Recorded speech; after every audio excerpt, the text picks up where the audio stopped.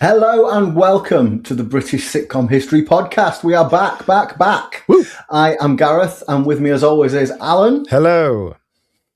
Hello, and we are back to the grubby 70s. Ooh. And if you are listening to us on your usual podcast catcher, then just to let you know, we are now in glorious video. Video is the future, so here we are. If you want to look on YouTube, or I think you can download our video podcast now. But don't worry, if you're a old school audio file, then we're still going to be broadcasting as normal. So we're back to the 70s, Alan. What are we covering today? We are covering Man About the House, an extremely 70s sitcom.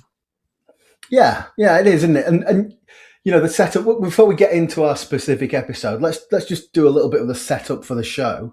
Like, the whole show is premised on, it's these two girls and they're living with a man. Shocking. That's it, isn't it? I know. Yeah.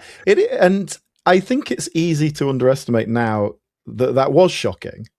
Like, it was 1973 it first went out. Like, that was Brian Cooke and Johnnie Mortimer, the writers, they basically said they'd started seeing this happen. You know, the young people were starting to share flats in mixed gender flats, and so they thought that's prime for comedy.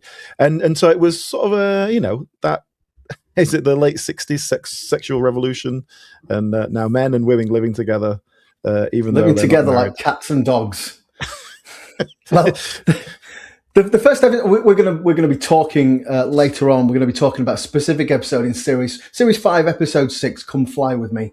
But let's just briefly talk about the very first episode, because that kind of sets it all up as we see Robin move in, doesn't it? Yeah. So it begins with there's a reason they meet, but basically there's 3 girls living in the house. One's left, and so they need a new housemate.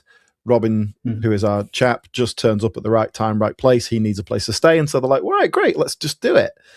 But social mores. It's a crucial bit there. You see, the thing is, Robin is a chef, and that just means that everyone in 1973 assumes that he's gay. and therefore harmless. Well, in the very first episode, basically what happens is the landlords who live downstairs, George and Mildred, of course, George specifically, he's like, oh, I'm not having that in my house. And so he's not having what? He's not a gay man. He's not having men and women living together. That's too shocking for him. Well, let me show you. I'll give you a clip to demonstrate. Go on. How do you do? I'm Robin Tripp, and I should be moving in here. Yeah, no, the one I saw had completely different. You'll be doing no such thing. No? What, a fella moving in with 2 birds?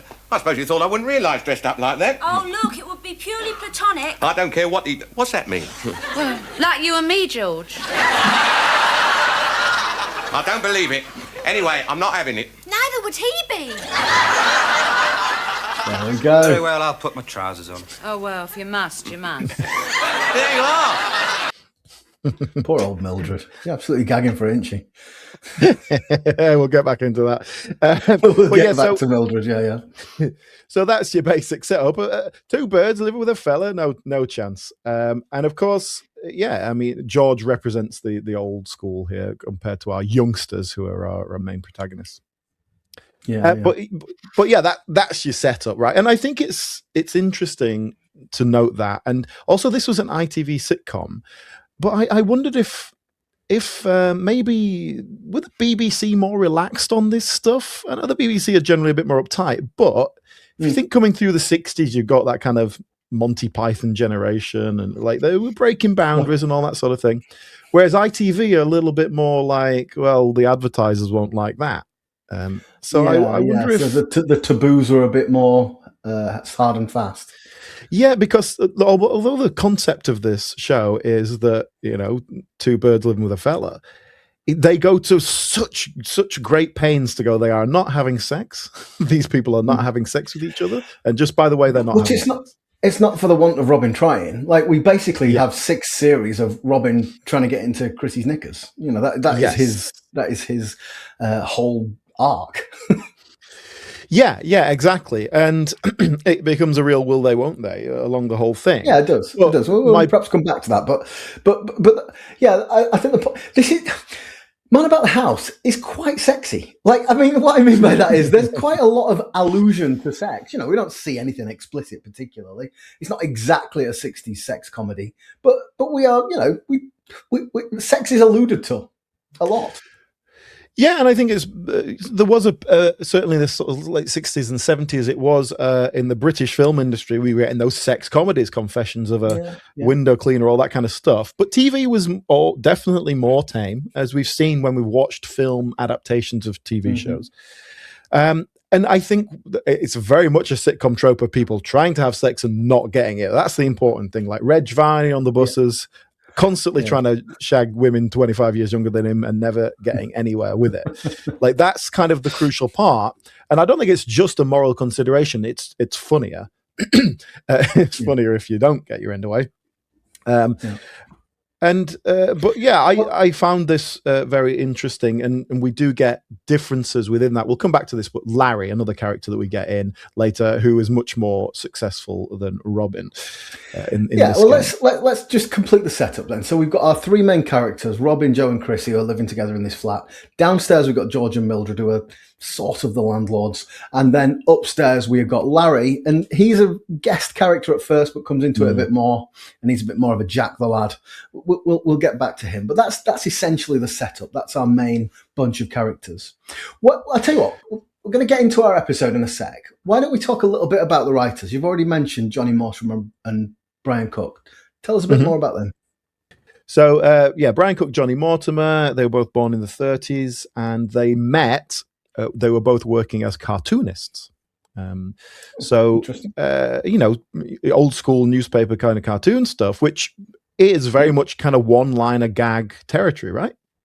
Yeah. So that's, I think, what they were specializing in. They met doing that and became partners and let's write together. And an age-old tale that we've heard many times, certainly from this time period. They started out in radio. They were writing on things like Round the Horn, and then basically sketch writing. Tommy Cooper they wrote for. They wrote stuff for Bernard Cribbins. So kind of just, it was that, especially in that world, you would just write for hire. You're a gag man, great. Here's some material. Yeah. Now, was good. You could make a good living from that, couldn't you? Oh yeah, definitely. Yeah. And this was their first big success, but it wasn't their first sitcom. They had no, I tell a lie. This was not their first big success. It was I think this was a bigger success than their previous show, Father, Dear Father. But that was a success, like, make no doubt about it. It hasn't quite stood the test of time in the same way. But Father to Father, relatively straightforward domestic sitcom. A divorced father and living with his two daughters who are now young adults, and the tensions that kind of go between them. So that was 1968 and was their first success. Was that ITV as well? Yes. And then they had a couple of other sitcoms that didn't go anywhere, one series things. A notable one being the year before Man About the House, a show called All Cock and Gander. Now, this was a vehicle for, it was a vehicle for Beryl Reid. She was All Cock. And then Gander was played by Richard O'Sullivan. Okay, so what's the setup for that then? See, I imagine Beryl Reid as an old lady, but yeah, in 1973 she was already an old lady, wasn't she?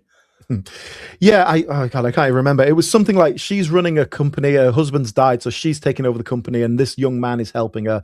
I watched like a half an episode just to get a flavor of it, but basically it didn't go anywhere. It wasn't a success, but they obviously liked Richard O'Sullivan because he was then brought in to be one of the leads for the next show they did, which was the next year, 1973. And this was their next big hit, Man About the House. It ran for, well, actually, it only ran for like 3 years, but they did 6 series in that time and a feature film. So they really packed them in, sort of 6 or 7 episodes a series. That is interesting. I knew it was 6 series, but I hadn't realised they were so condensed in time. Is that, well, like you said, it must have been selling the adverts and get more of them out. They knocked them out pretty quickly, 2 series a year pretty much, and I think the BBC had a bit more 1 series a year, but this was Thames. So just to sort of talk about what else Cooke and Mortimer did, well, they did the spin-offs from Man About the House, and we can talk about those in slight narrow strokes, if you will, because basically George and Mildred, which was the spin-off about the Ropers and the landlords, and then the other one was following the Robin character into Robin's Nest, in which Robin gets a partner and they open a cafe, a bistro. Now, both of those shows are actually really big successes in their own right, and so I don't really want to deal with them today. I think we will deal with them on their own right once upon a time. So rather than getting into them, we will kind of leave it there. But it did keep... What about Cooke and Mortimer? What else have they done? Well, that kept them busy for the 70s, basically, those two shows. And then a couple other things, like notable things that, shows that didn't go anywhere. But there was one called The Incredible Mr. Tanner, which notably starred Brian Murphy, who is, of course, in Man About the House. Here's a good one. You'll like this. This was a sitcom starring Paul Eddington. His character was called Timothy Love, and the show was called Let There Be Love. Oh, my God. Very clever, isn't it? Is that pre-Good Life or after the Good Life? I think it would have been after, after. Yeah. Now, throughout the 80s, they carried on working together, but they were writing stuff on their own. So Brian Cooke, he created Keep It in the Family, which didn't do that much business. Also created Tripper's Day, which is notable. Oh, we talked about that, because it's oh God, I can't get names. Rising Down. Leonard Rossiter. Leonard Rossiter, there you go. Leonard Rossiter's last sitcom, because then he died and they brought in Bruce Forsyth as a replacement. Yes. And then Johnnie Mortimer throughout the 80s, he was writing Never the Twain. Okay, right. God, Never the Twain was on for the whole of the 80s, wasn't it? It was on for a long time. Yeah, it ran for 10 years. Actually, he created it and wrote the first two series and then kind of handed it off to other writers. He would occasionally do bits and pieces. We'll cover Never the Twain at some point. I think that is an underrated sitcom. Like I remember Never the Twain as a bit of a caricature, just Donald Sinden and Windsor Davies doing their big voices. But it ran for years. It was massive. Yeah. We'll do that another time. Yeah.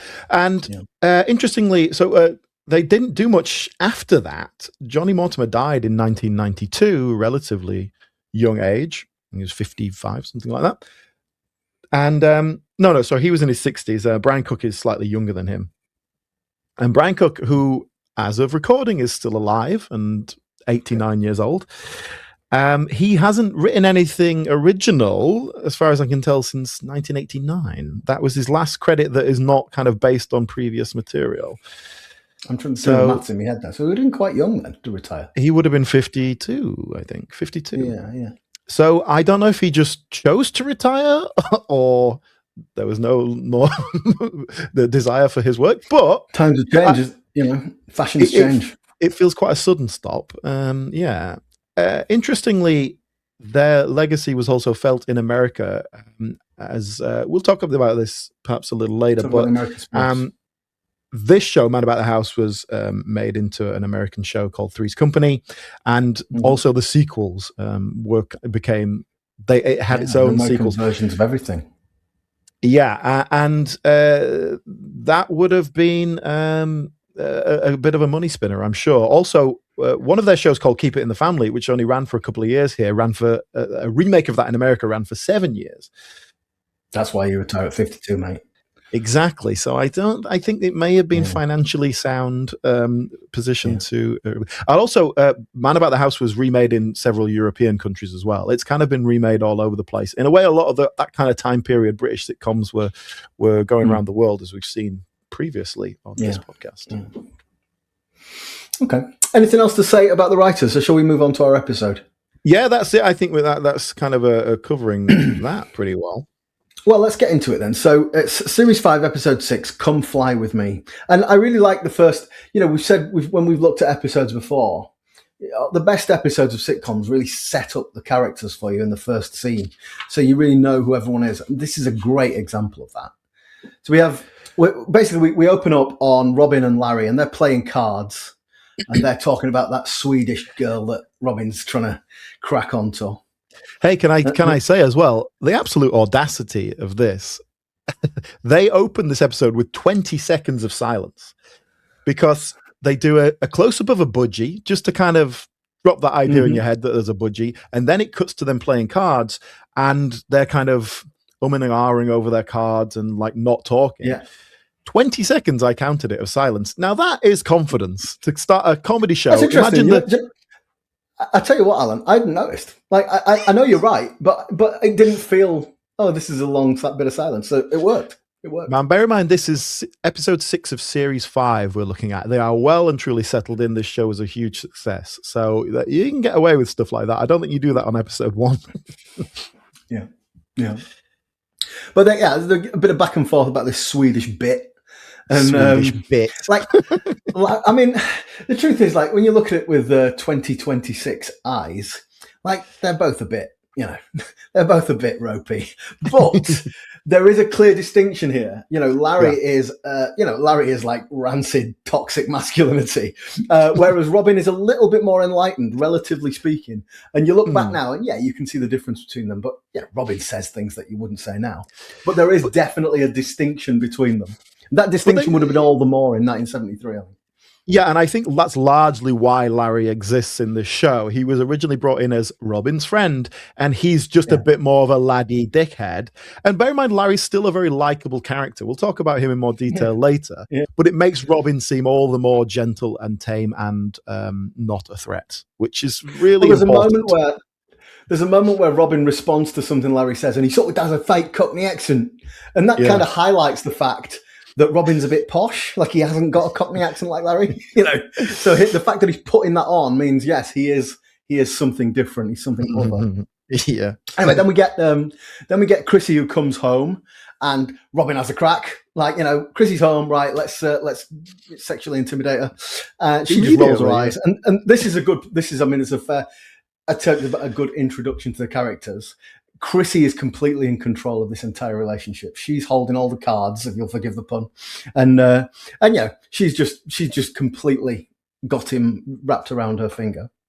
Which is important. And then Joe wakes up. Important, that is important because it makes him basically the whole point of this show, and it comes down to Richard O'Sullivan's performance and the writing and everything, is that Robin is not a real threat. He plays it sometimes, but he is not a threat, and that is very important. And it is really crucial. And like you just said slightly jokingly there, oh, let's sexually intimidate her, but he's not, because she is not intimidated. He's not intimidating. And you could put these words into a different context and it'd be very weird. But because we know these characters and we know their relationship and we know they're comfortable with the banter that they have together, it all works. Yeah. So then Joe appears and she's just woken up, and Chrissy's just got back from work. So I don't know exactly what time this is, but again, we're introducing Joe as lazy, hapless, airheaded, however you want to describe her. But in a nutshell, we've got our 4 tenants there summed up nicely. Robin's hapless and horny. Larry's a fanny rat. Chrissy's like in control. Chrissy's fully together. She's got a job. She's got it all under control. And Joe is completely hapless. There you go. There are your characters. We're off. It's good. And like I say, these characters are well established by now. So just in terms of this episode, that's just good writing, isn't it? You're kind of just establishing everything. You're starting to establish plot, but those characters are there. They are their simple archetypes, but they still feel like rounded characters. Nice. Yeah. So we talk about, we've sort of hinted at it. Should we talk a little bit about the promiscuity of our characters? Sure. And the way that's handled in what was a mainstream sitcom?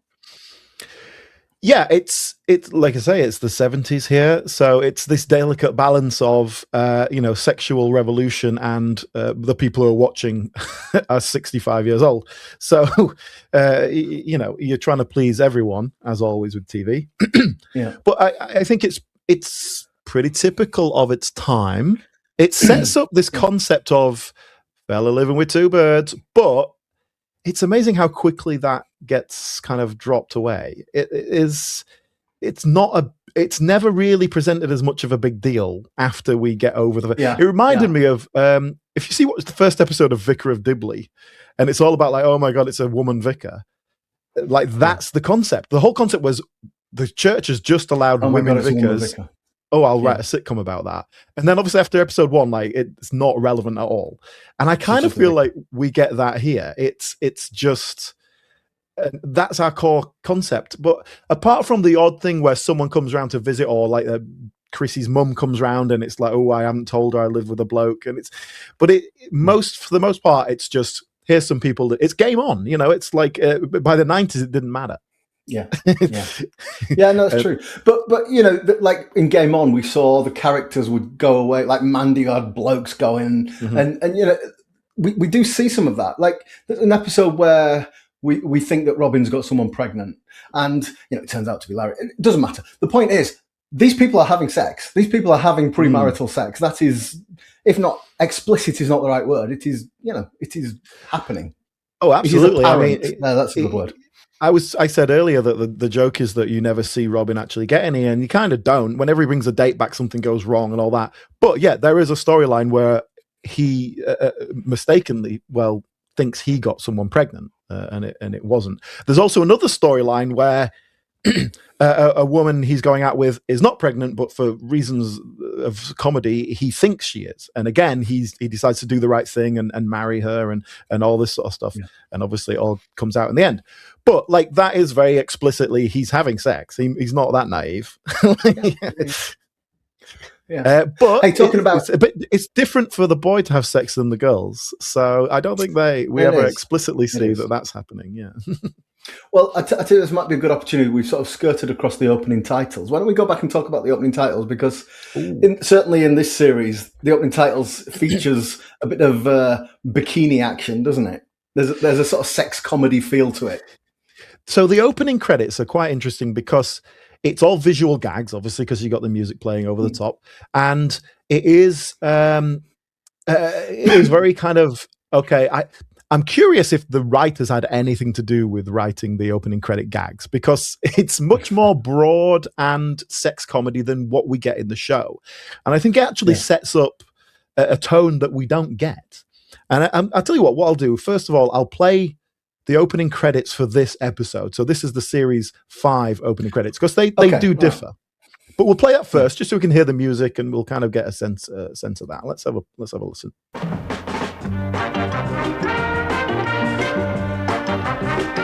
All right, so there's our jaunty music. They're getting drunk on the Thames. Look how dirty everything is. Look how dirty Tower Bridge is. Messing about on the river. Look at it's filthy. That was docks. This is before Thatcher upgraded it all. Chrissy's accidentally killed a diver. Yeah.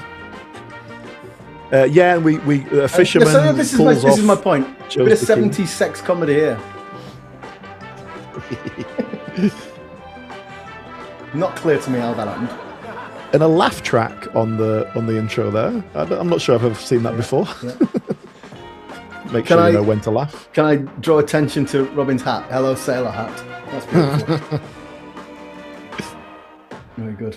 Oh, look at that! Yes. Look at those graphics. That Man About the House logo. That's amazing. Yeah, no, listen. So interestingly, the credits change each. I think from my observation, it was the same credits for the first 2 series, then the next 2, then the next 2 they changed. Is that right? Not exactly. So in series 3 and 4, it's the same concept. They're at the zoo and they're messing about, but the jokes are different. The gags are different. Oh, is that right? I didn't notice from series to series. And same with 5 and 6. The series 6 credits are slightly different. It's them on the river, but they obviously just filmed a load of stuff all day and decided what to use, and so they use different gags. Incidentally, in series 3 and 4, just complete aside, I noticed Bella Emberg was a traffic warden. Lovely, always lovely to see Bella Emberg. And then a bit of look hilarious things going on there. One thing I wanted to note about the opening credits, this is the first series opening credits. I'm going to show you, this is how they treat Sally Thompson in the opening credits. This is how she is introduced. Oh, yeah. Yeah, I remember this. Yeah. She's an arse. This is very male gaze, isn't it? Literally. That's it. We've got her name on screen, Sally Thompson. Like, this is her introduction. Over a bum. After a blind man look is so...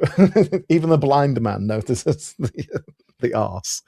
Yeah, which I just found that interesting because apart from anything else, I don't think that is how Sally Tomset is treated, or Joe, the character, is treated in the show. It's not. That's not what her character is. She's not really a sex object, is she? No, not at all. And it's not like that's not what she's there for, but that's what the credits sets it up as. And I found that interesting. I say, I don't know if someone else totally made the credits. Or well, the thing is, like you said, for the first series, they probably filmed the titles, before they got all the scripts, I guess. But sure, the Vicar of Dibley thing that you said earlier, the characters change as the series evolves. But yeah, we still get that in the 5th series. We still get the bikini thing that we just saw there. Yeah. I don't know. Hey, do you know what another thing that I considered? In that series 5 one we just watched, what we're getting in the background is the Tower Bridge and the Houses of Parliament, the Palace of Westminster. And I'm thinking, is that because this was doing well internationally? Are those just the classic London branding? Maybe so. Because what we got in the first series, I don't know though. This is an interesting question for which neither of us will know the answer. But was London cool in 1976? Because, genuinely, it was filthy. You'd see Tower Bridge there in the House of Parliament. It's covered in soot. Yeah. It looks a completely different colour to what it does now. So I don't know, certainly all the Docklands weren't there. And, was it? It's 10 years after the swinging 60s. Was London cool? I don't know. The Thames was declared dead. I don't know if you know that, because it was so poisonous to aquatic life. And they've had to go to a lot of effort. That diver was doing all right, though. What was he looking for? Let's get back to the episode, Alan. So we set up our characters, and now we're going to set up the plots. You'll remember we had that close-up on the budgie earlier. Hold that thought. Chekhov's budgie. Yes. Now, also, Chrissy has got Frank Sinatra tickets. She's been given these Frank Sinatra tickets, but she's not interested. He's a granddad. And so Robin and Joe kind of start competing for the tickets. But it's very one-sided. So Robin is trying to sort of suck up to Chrissy so he can get these tickets, so he can take the Swedish bit on a date. Yeah. Let's talk a little bit about Chrissy then. So we've already sort of touched on this. She is by far the most grown-up character, the sort of least broadly drawn character. She's the normal person in the situation, isn't she? She's the central kind of heart of the story, isn't she? I mean, to be honest, her and Robin, the will they, won't they? Because we set it up as this a man living with 2 women, and he's going to be trying it on with both of them. And it's amazing how quickly Joe is kind of shoved out to the side. No, it is. And we'll talk about Joe a bit later. But there's an interesting thing here, which is, often in TV dramas and films, the protagonist is de facto the bloke. Mm-hmm. And then the female lead is cast in relation to him. Mm-hmm. I don't think that's necessarily the case here. It might have been originally. But I think Chrissy is certainly an equal character to Robin, just in terms of the drama, in terms of what's happening, certainly in terms of control. Yeah, definitely. And I think the chemistry between Paula Wilcox and Richard O'Sullivan is fantastic. And I think that's great, isn't it? A real big part of the success. And I think they maybe just saw that immediately and went, right, let's just write for them then. Hello, I am here to interrupt this episode to plug our Patreon. Yes, that's right. We've been doing this podcast for several years now in audio only, but we want to go big. Yes, we're on video now. First of all, you can see us on YouTube and watch the clips that we're talking about alongside it. But we're going to be doing weekly episodes now. No more sporadic content, much more regular, but that does mean a lot more work. Look, we put a lot of time and effort into this podcast, and we do it because we love it. But if you love it as well, you can now support us financially. Ooh, yes. Just go to patreon.com/BritCompod, and there's several different tiers with different benefits, but basically, for £5 a month, you can support us and help us produce more content.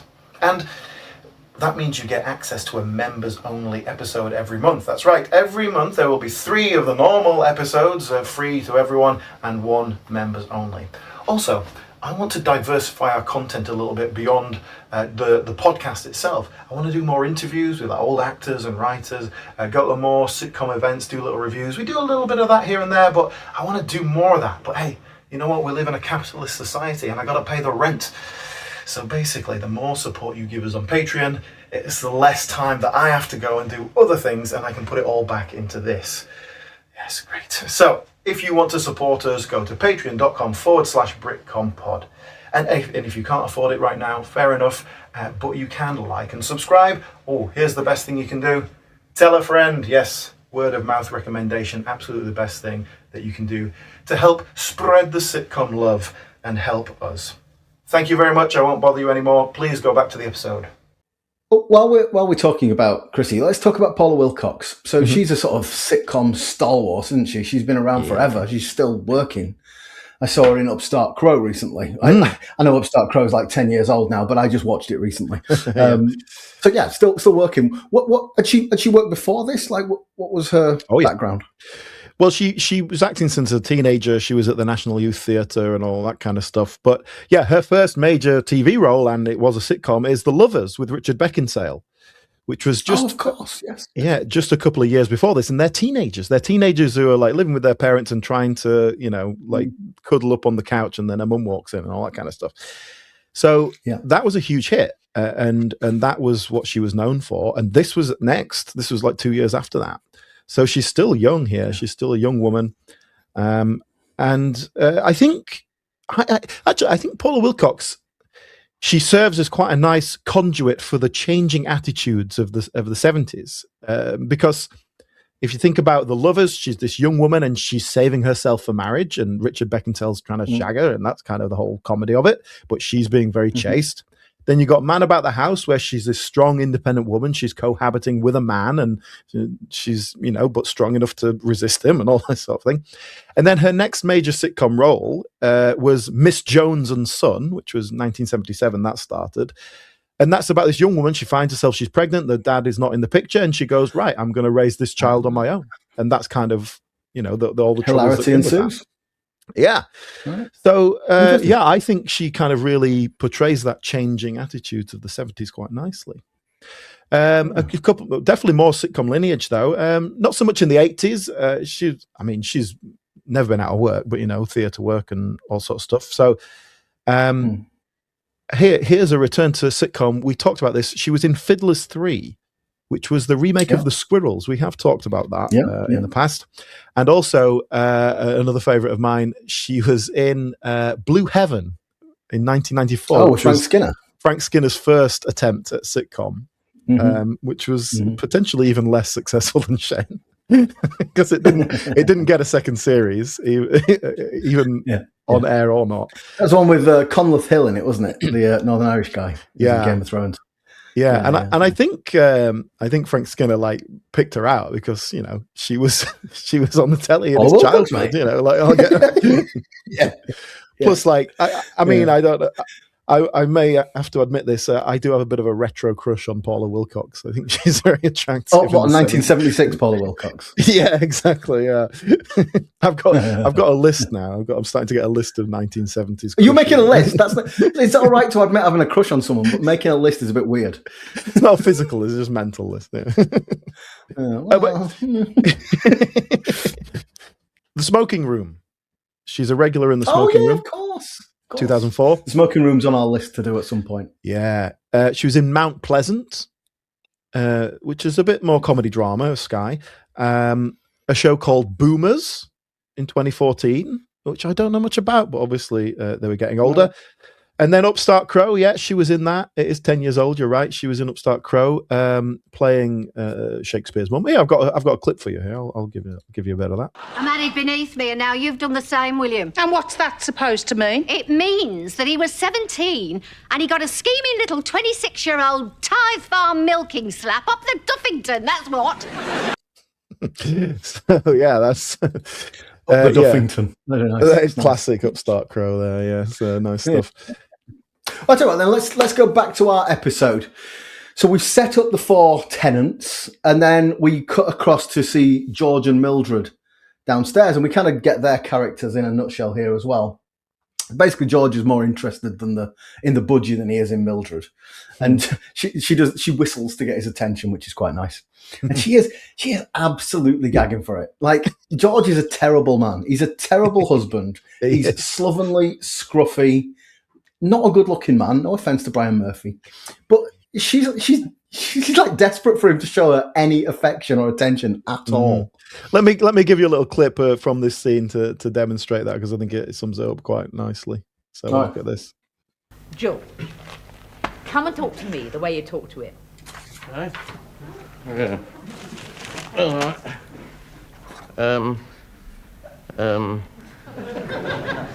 Who's a pretty boy then? George. Well, what do you want me to talk about? I mean, we're married. There's not a lot to say. She is quite fearsome, no doubt. But I'm very much on her side in all of this dysfunctional relationship. Yeah, and it is. It's a bit of a classic thing, isn't it? This is if anything, a bit of a trope, even back then. A kind of a useless husband, and the woman who never seems to give up on him, despite hating him immensely. Yeah, and like you couldn't get divorced then, could you? I guess that's the idea. But we've You're seen this all the way. You're stuck with him for life. That's it. You've made your bed. Tough. Yeah, and we've seen this all the way back to the likes of Alf Garnett, and but also the other thing as well is this is another sitcom staple where you've got a woman who is coded ugly in some way, be that frumpy or middle-aged or kind of over the hill, whatever it may be, but is absolutely gagging for it and isn't getting it from the husband. There's always an impotent husband, and so we'll often try with younger men. We sort of like Olive from On the Buses, for example. Just it's pretty classic stuff. Well, let's. I'm not sure how to phrase this, but Eutha Joyce is unique looking. She's interesting looking. I wouldn't say she's ugly, but she's definitely like quite. She's hard faced. Is that fair adjective? She's quite hard faced. Yeah, sure. Come on, help me out. Don't leave me hanging. But you're right. She's glamorous. She wears makeup. She's always got very sort of brightly coloured 70s fashionable clothes on. She's making an effort, is what I'm saying. And George is making no effort at all. Yeah, his clothes are ratty. He's got the comb over and cardigan.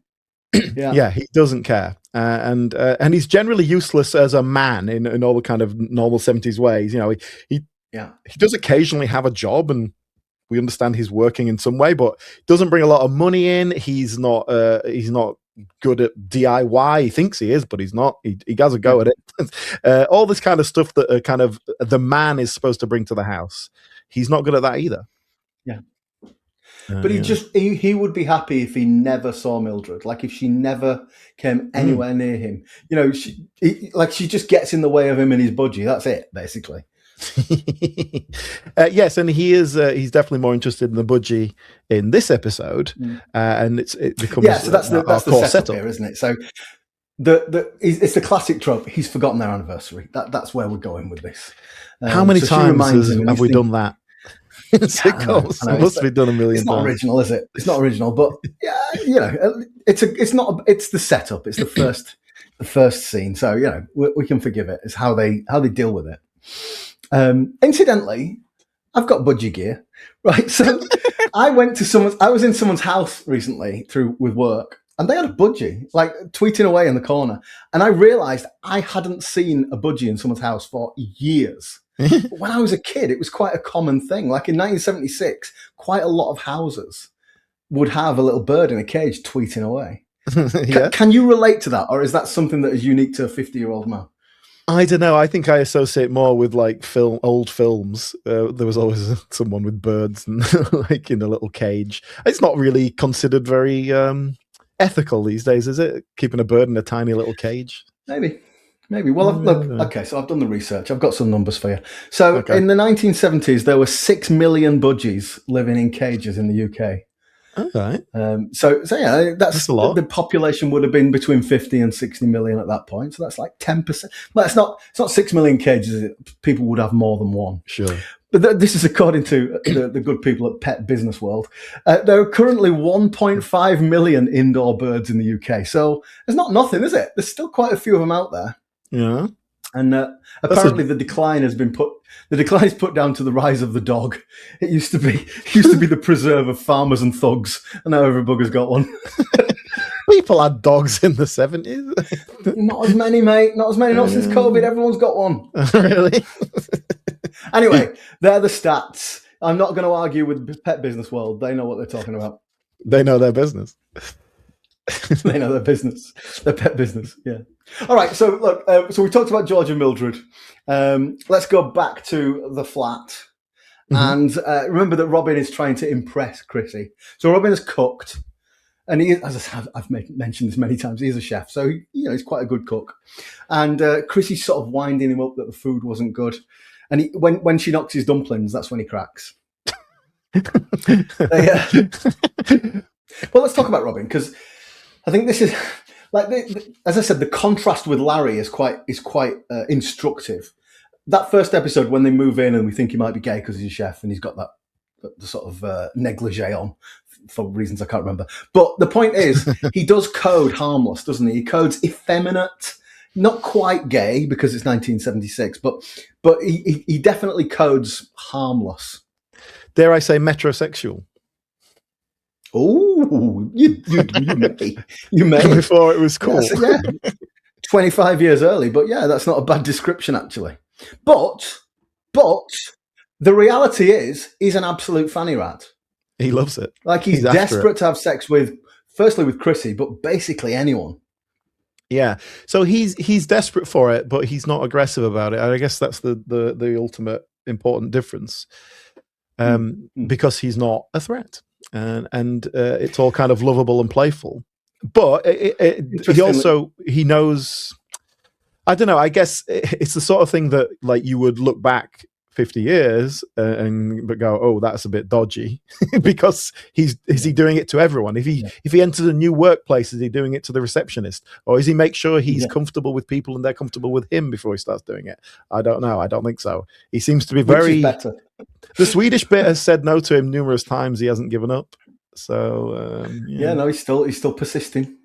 But even I'm old enough to remember when that was a rom-com, not stalking. Yeah, exactly. Yeah. I just wanted to bring out at this point, I think, talk about the way they deal with sexuality in the show, because our core characters, the kids, dare I call them that, they are really comfortable with sexuality, and we occasionally have gay characters, like they're having a party and their gay friends are here, and it'd be a gay couple or whatever, and it's all a little bit 70s, the camp man. I work as a dresser in theater or whatever it is, right? It's kind of hitting some stereotypes to our modern eye, but it's interesting how flippant and nonchalant our main characters are with it. They're he's gay. And they're kind of using language or being a bit flippant about it in a way that could be considered homophobic is probably not quite the right word, but like, diminishing of it. Whereas actually it's because and I think the idea is that our characters are so cool with it that it doesn't matter to them. Oh yeah, we'll say queer because it's like, we're kind of friends with them and we're allowed. And I that's definitely deliberate. That is kind of that's what these characters are. They're young, hip, and cool. And it reminded me of Game On a little bit. The way that the characters in Game On talk is very stuck in the 90s. But in the 90s, that was cool, and that was not just hip cool, but also everyone's okay with the way we're talking here. Whereas now you look back on it and like, those couple of those words don't fly anymore. So I found that very, very interesting. But our characters, at least the young characters, are totally chilled about gay guys. It's not a problem. Yeah. Even for them, like Robin he'll do his camp voice every now and then and make a little joke about it. But it's cool. We're all friendly about it, right? Yeah. Yeah, they're harmless. Yeah. Well, okay, so they decide to go to the pub. So we're going to see the pub in a second. But before we go, Chrissy ostentatiously puts the Sinatra tickets under the sugar bowl. Like our attention is drawn to this. There's a slow zoom onto the tickets. It's a bit much, isn't it? It's a bit much. If you've ever seen Murder, She Wrote, if you want to know how the murder was committed, just watch what they slow zoom onto in the first 20 minutes. That's the important thing. Yeah. All right, let's go to the pub. Do you want to tell us about this scene in the pub? They spend quite a lot of time in the pub, don't they? Yes, but it's never kind of established as one of the sets. Do you know what I mean? It's not like there's the regular landlord who always chats to them, although there is a landlord, and I think it's the same actor a lot of the time. But you know what I mean? Like some sitcoms have the pub bit, and it's never quite that. It's just their social area. And we have Larry's down there with them, and Larry is trying to get the tickets now. He's trying to get those Frank Sinatra tickets. So he spins her a line, doesn't he, about how he knows this widow that he wants the tickets for because it'd be really nice for her. But he does undercut himself by saying he's going to sell them to her. He's a cockney geezer. Chrissy's rolling her eyes. She knows he's bullshitter and she knows he's bullshitting. And he knows she knows. It's like we're all just going through the motions here. He's just going, I can get 20 quid for these. I'll give you a tenner. That's basically what it comes down to. Yeah. It's transactional. Yeah. What was 20 quid in 1973? Was that... Because their rent is about $750 a week, so it's pretty expensive. There you go, then. Well, if you put it in those terms, it's like 600 quid, isn't it? 600 or 700 quid. Now, George joins them in this scene. George pops down to the pub. He does. He's an immediate bore, as he always is. Yeah, so two of them disappear off to play darts because he's so boring. But this is great. So George having... this is absolutely excelled himself. George, having realised at the last minute that he's forgotten their anniversary, has thought on his feet and he's bought a new budgie for Mildred for a wedding anniversary. Honestly, he's such a useless twat. Yeah, he is. Have you got a clip of this scene, did you say? I've got a little clip here, and I wanted to show this clip because it shows some nice kind of verbal interplay. This is him talking about why he wants this new budgie. Yeah, and I thought, well, as I had to buy a present for Mildred, he might as well get the benefit. Wouldn't a box of chocolates be better? No, he doesn't like chocolate. No, I thought I might try breeding with her, you see. Oh, that's a lot better than a box of chocolates, isn't it? Well, there's money in breeding budgies, Of course, I wouldn't go in for it in a big way. Just be a little breeder. Yeah, exactly. Now, I think that's a really nice example. Good bit of badinage, isn't it? Good bit of badinage. And I think it's very distinctly Cooke and Mortimer. I think that is their writing style. That little, a little breeder, like those little asides. They just little kind of bit of verbal wordplay, one-liners. But it never becomes a one-liner kind of fest. It's always just naturally in dialogue, and I really like the way they write dialogue. Do you know what it is? It's we talk about music, diegetic music. I'm not sure it's the right word, but they're diegetic jokes in that Robin and Chrissy are having a little bit of a laugh at George's expense. Yeah, it's not like it feels real. It feels real in the scenario. Yeah, and there's a lot of that kind of writing in this show, and it's one of the reasons why I really enjoy it. I think you need good performance from that as well, and they do it really well. I think Richard O'Sullivan is particularly good at those kind of little aside kind of gags. Yeah, really nice stuff. In the 45 seconds he's been in the scene, George has also drunk Larry's pint. Larry's immediately, half, by the way, he sits down and picks it up and starts drinking the drink in front of him. Yeah, he does it without thinking. There's no moment of like, I'll make sure no one's looking or anything like that. He's just bang. Yeah. But to move the plot forward, he's given them this shoebox which has got a budgie in it. So keep this budgie safe for me because I don't want Mildred to see it because it'll spoil the wonderful surprise that this is what she's getting for her anniversary. So then we cut back to the flat. They've gone back and they're having a chat about the budgie. And do you know what? There's just some bad acting here from Sally Thompson, isn't there? Oh yeah. Well, shall I show you the clip and we'll see how we feel about it? Oh, have you got it? Great. Yeah, let's have a see. How do you look after a budgie anyway? Oh, well, you put it in a cage, right? You give it some food and some water, little sandpaper on the bottom. Oh, sounds painful. Another one of those bags? I'll give it some water. Oh, food. Oh, we'd better get some worms and some berries. No, that's for wild birds. Well, I'll shake the box up before I give it to her. No, but go down to the corner shop and buy some birdseed. Okay. Boom. Yeah, but the thing is, right, the character's supposed to be like dim. The character's supposed to be stupid. Is that what she's doing, or is she just a bad actor? It's a good question. I think Sally Thompson, Joe gets sidelined pretty quickly and becomes very much a third wheel in this show. Very much so. Really largely pointless. I think they bring Larry in the later series partly to balance that out a bit. just so that there is kind of there's kind of a main couple and then a couple of friends, which if you were creating a sitcom from scratch, maybe you'd do that. This will they, won't they? And then they've got a friend each, who kind of back them up. Yeah. And I don't know how much of that is down to Sally Thompson. I must admit, I don't watch this and go, wow, what an amazing actor. And I think it's tough. You're up against Richard O'Sullivan and Paula Wilcox are excellent. I think they are the kind of the ultimate sitcom actors. So much charm there. So much charm. There's chemistry between them, and they're just really good. The timing is just beautiful. And I think Sally Thompson's just not kind of keeping up with them. That's it. That's the word, That's the word. Her timing's not there. Her timing's bad.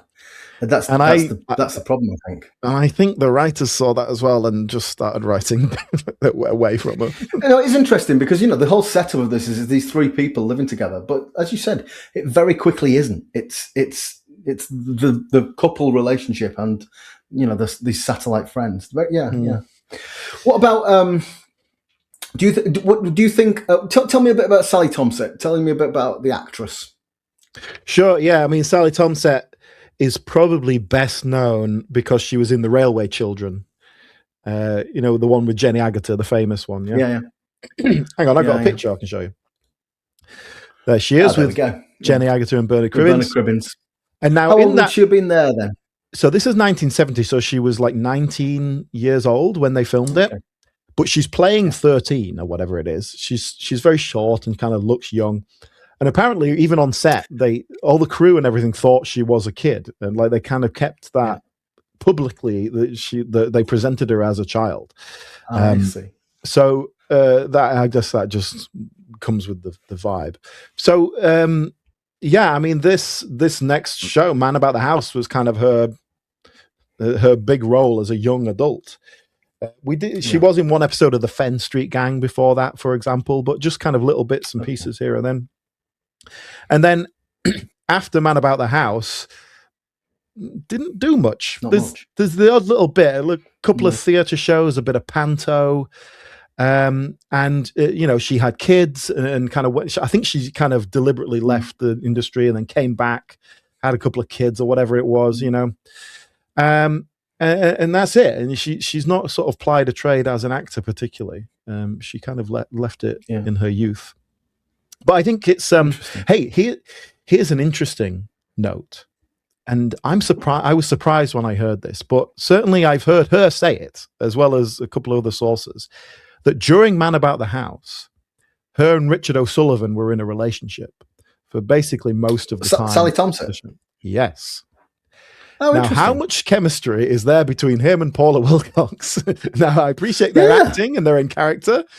But you never get that chemistry between him and Joe. And he does flirt with Joe and play around with Joe a lot, but there's not that chemistry there at all.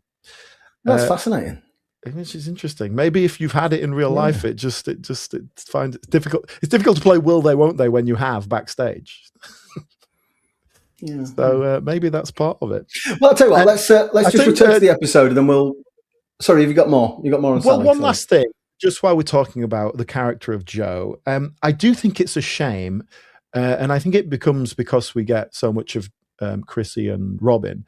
We don't get a lot of stuff with Chrissy and Joe, just kind of on their own, being a couple of young women living together and having fun or whatever. Because we do get these little snapshots of it, and like in the very first episode, we get bits of them before Robin is kind of found, and it's nice stuff. It's very Liver Birds, actually, because it's a similar time period. And it's two young women living together. And I think it's just a shame that we don't get a lot of that. In a show that formatted, we could do it. We have the boys talking, we could have the girls talking, and then they kind of come together. Or whatever. We do get quite a bit of that with Robin and Larry, don't we? Yeah. They were playing cards at the start of this episode. But you're right. There's not an equivalent. And it's written by men. We deal with this all the time. If 95% of the writers, more than that, are men in sitcoms, you're going to get a male point of view. And obviously in the 70s, that is very much what we got. But like on an individual basis, you can't blame a writer for writing what they know. But it's just obviously when it's ingrained in the culture, we don't get much variation. Okay, let's just return to the episode briefly. We're going to wrap up this first half of our look at this episode in a minute. Yeah. But let's just go back. So when they return to the flat, the tickets have gone. Do you remember we ostentatiously left them under the sugar bowl? Yeah. And where have they gone? We don't know. And there's a lovely bit here, lovely bit of physical comedy where Robin insists that Chrissy frisks him to check that he hasn't stolen them. Let me play it for you. It's a lovely clip? moment. Yeah, This is great. I do. This is nice. This is good stuff. This is really good Richard O'Sullivan stuff. Yeah. Come on, search me. No! If you say you haven't got them, I'll believe you. I'm sorry, that is not good enough. Come on, search me. Oh, don't be funny. I don't see anything funny in being accused of stealing tickets. Will you come on, please? Search me. All right, you haven't got them. You haven't searched everywhere. Yeah, very tight trousers, aren't they? Be careful, there's a hole in that pocket. Hey! All right, I was wrong. Sorry. That's all right, then. I hid them in the bread bin, just for safekeeping. What? I just like being searched. Can you do that bit again? Why? Now, what End I really of part one. Well, how appropriate. Close out. What I really liked about that is, I mean, this is very good example of the relationship between the two of them, the acting styles of them. They're very, very, very playful, and it's flirty. Yeah. It is flirty, yeah. And then what I really like when she smacks him on the arse right at the end, that seems like a genuine reaction. I don't think that was in the script. I think that was a bit harder than he anticipated. Yeah. There was a nice little moment between them, but I think that speaks to a genuine chemistry between them, and there was a kind of a nice atmosphere on set, and they were all kind of friends together and all that kind of thing.